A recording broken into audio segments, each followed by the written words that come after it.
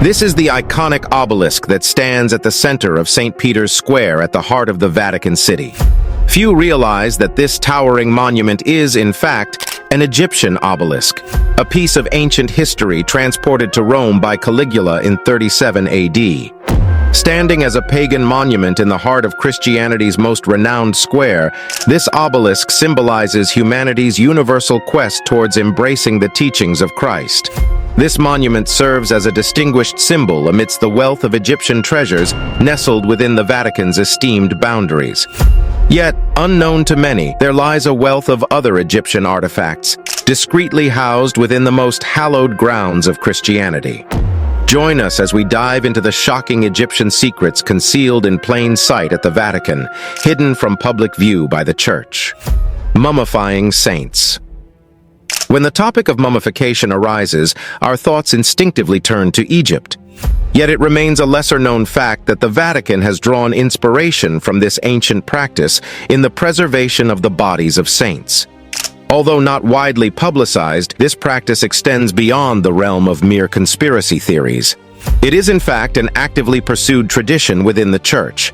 The remarkably well-preserved body of Pope John XXIII, who passed away in 1963, serves as a striking example of the Church's ambitious four-decade effort to protect its sacred relics.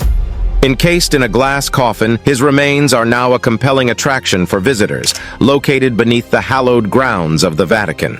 However, the Church's journey in the realm of preservation has not always yielded successful outcomes. A striking example of this is the preservation attempt on the body of Pope Pius XII in 1958. Unfortunately, this preservation endeavor produced disastrous consequences, including severe physical deterioration, such as the loss of his nose. Furthermore, it resulted in an overpowering and noxious odor, so potent that it allegedly caused a guard to lose consciousness. The Vatican achieved a significant advancement in preservation methods in 1975, inspired by the enduring state of 4,000-year-old Egyptian mummies. Monsignor Gianfranco Noli, then director of the Vatican's Egyptian Museum, was captivated by the exceptional condition of these ancient remains. This observation sparked a groundbreaking idea: adapting and enhancing the Church's techniques to attain a comparable level of meticulous preservation for the bodies of popes and saints. He then assembled a remarkable team of experts to carry out the task. This eclectic assembly ranged from microbotanists and radiologists to anthropologists and embalming specialists, all driven by a singular purpose: to pioneer innovative methods for preserving ancient relics dating as far back as the 3rd century. The Vatican's team of skilled embalmers embarked on an ambitious mission: the mummification and restoration of saints whose bodies were succumbing to decomposition. Astonishingly, this endeavor extended beyond the deceased, encompassing newly deceased Catholic leaders whose path to sainthood had yet to commence. This practice aligns with a Catholic belief that suggests a body remaining intact post-death is a sign of undeniable holiness, regardless of whether the incorruptibility is natural or aided by preservation techniques. During their investigation, the team made a remarkable discovery.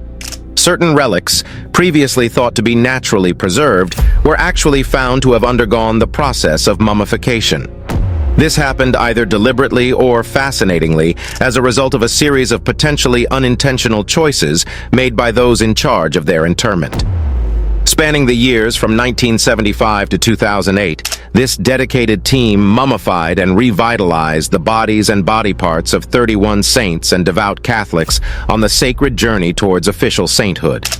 Their efforts guarantee that these revered figures remain in pristine condition, their enduring beauty and sanctity preserved for future generations to witness and venerate. Alexander the Great remains.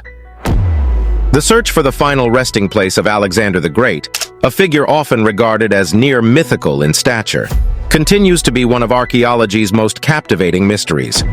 While it might seem like a far-fetched notion, there is a theory proposing that the Vatican might be the unexpected custodian of his concealed remains.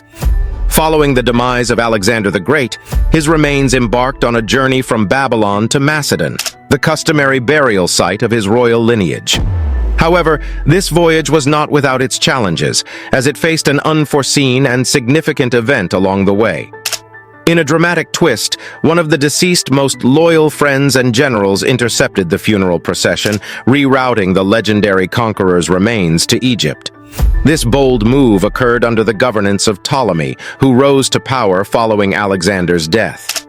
For several decades, Alexander's final resting place was known, and it was nestled in Memphis, Egypt, before being relocated to Alexandria, a city founded by Alexander himself during his lifetime. This move attracted numerous illustrious figures from the ancient world, including luminaries such as Julius and Augustus Caesar, Cleopatra, Caligula, alongside other Roman emperors and renowned religious leaders. Alexander the Great had attained hero status in the eyes of many, rendering his tomb a prominent and widely known site in antiquity. However, in a fascinating turn of events, the Egyptians themselves eventually lost track of the exact location of Alexander's tomb. This mysterious loss transformed his final resting place into one of the ancient world's most intriguing and enduring puzzles.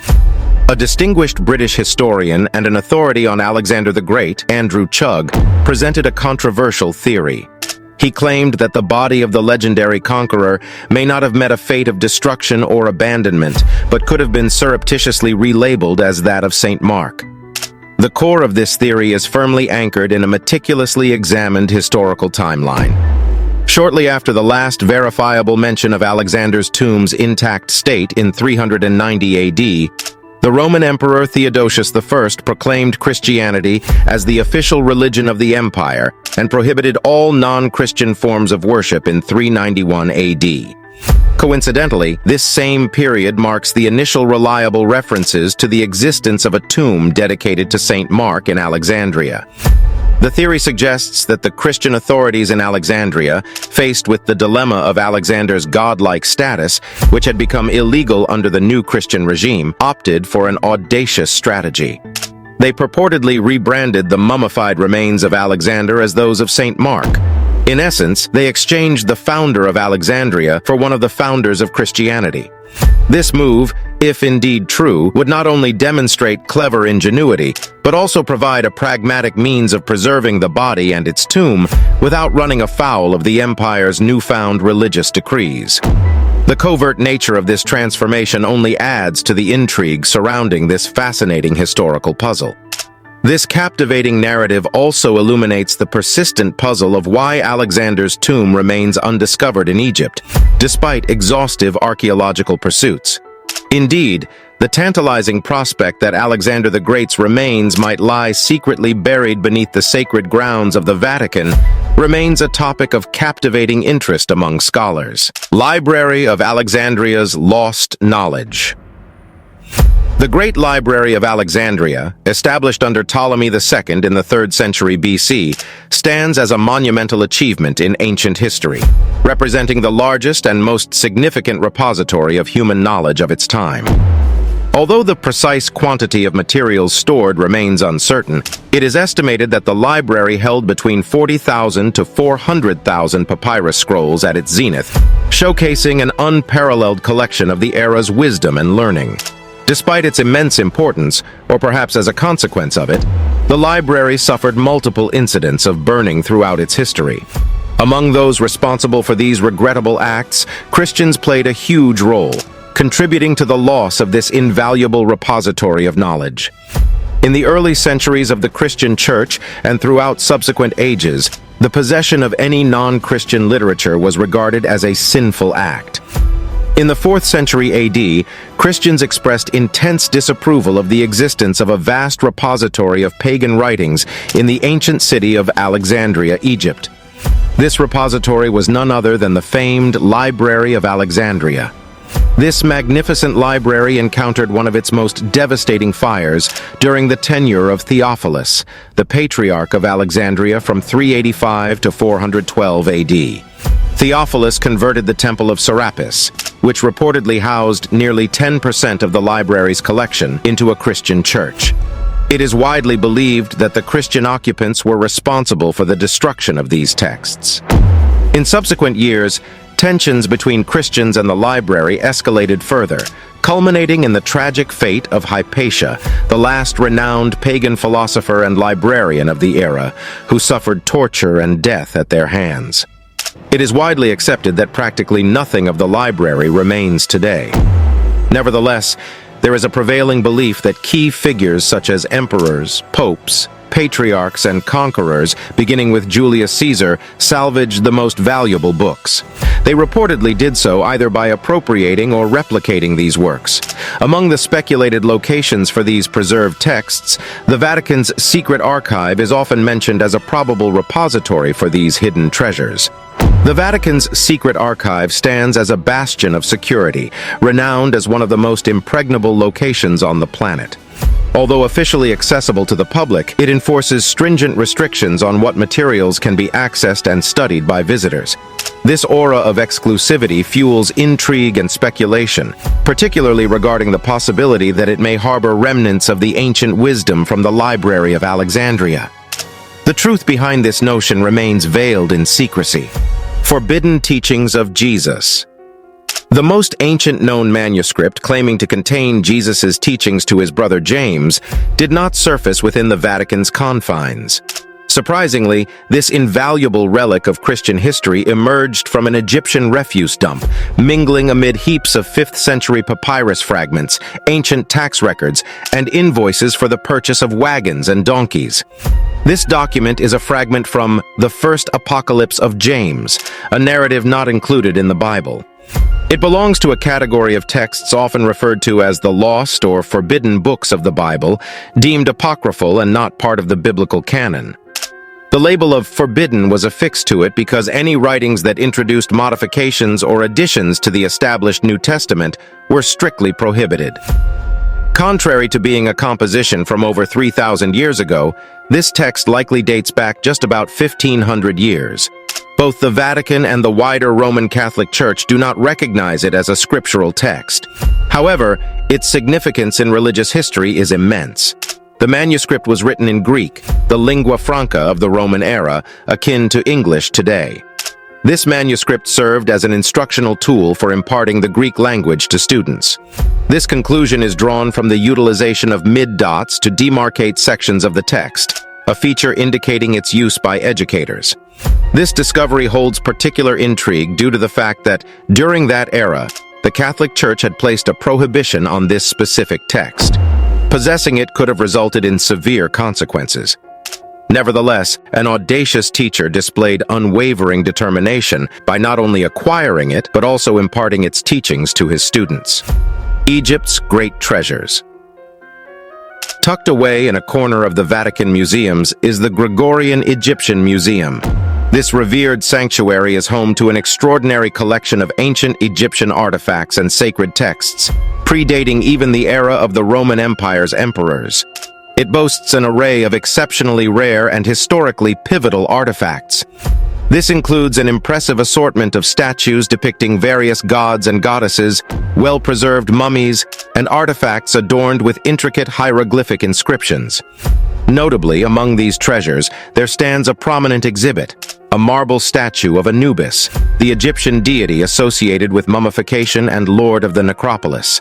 This god got a special Roman rebrand as this fine Parian marble statue was attired in a Roman toga. This particular masterpiece hails from the 1st century AD, a pivotal era when the Romans began assimilating various Egyptian gods into their pantheon. This statue serves as an illustrative testament to the fusion of Anubis with the Roman god Mercury. This exquisite statue of Anubis presents a mesmerizing fusion of Egyptian and Greco-Roman symbolism. Perched between his ears is a delicate solar disk cradled by a crescent moon, a testament to his celestial power.